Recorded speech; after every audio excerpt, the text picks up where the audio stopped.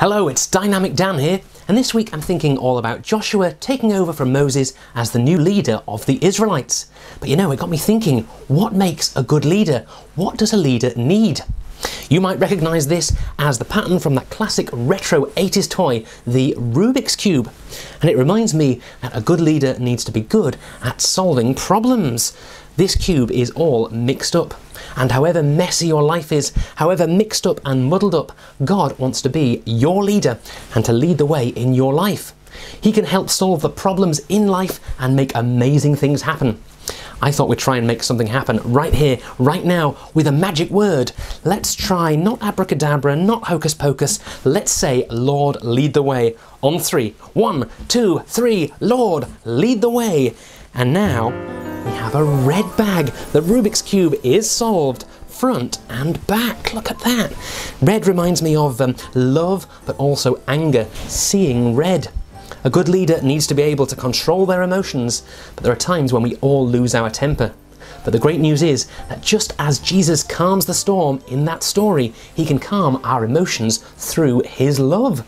Let's try again. Even though the Rubik's Cube solved, let's see what happens if we say it again. 1, 2, 3, Lord, lead the way.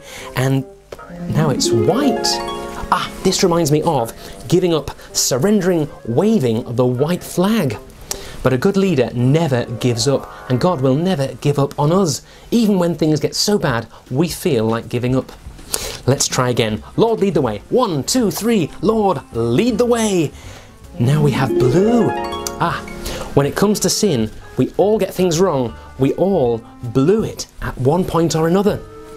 But the great news is, with God in our life, with God as our leader, he gives us another chance, and we are forgiven. Shall we try again? I like this. Here goes. 1, 2, 3, Lord, lead the way. Now we have orange. I know what this reminds me of. I'll show you. Concentrate, concentrate, concentrated orange. You know, like the squash. It was a joke. But it reminds me that a good leader needs to be able to concentrate, to focus on the task at hand. And there are lots of things in life that distract us, that take us away from our relationship with God. The important thing is we should always focus on God himself. Let's try again. How many colours are there? This might go on forever. Okay, 1, 2, 3, Lord, lead the way. Now we have green. This reminds me of that superhero, the Incredible Hulk. Everyone go, Hulk smash! Don't really smash anything though. But this reminds me of strength. A good leader needs to be strong. But there are different kinds of strength. It's not just about having big muscles. We can have strength on the inside too. But of course there are times when we feel weak, but God can help us to feel stronger. Shall we try again? Oh, okay then. On 3, 1, 2, 3, Lord, lead the way. Now we have yellow.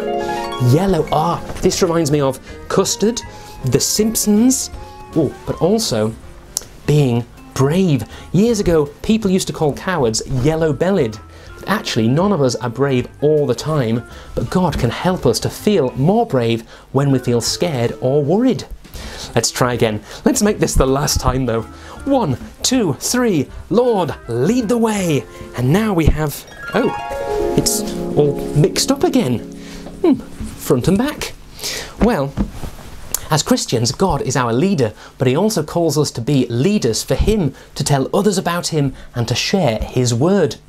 In fact, all through the Bible, there are people who God chooses to be leaders that you might not expect.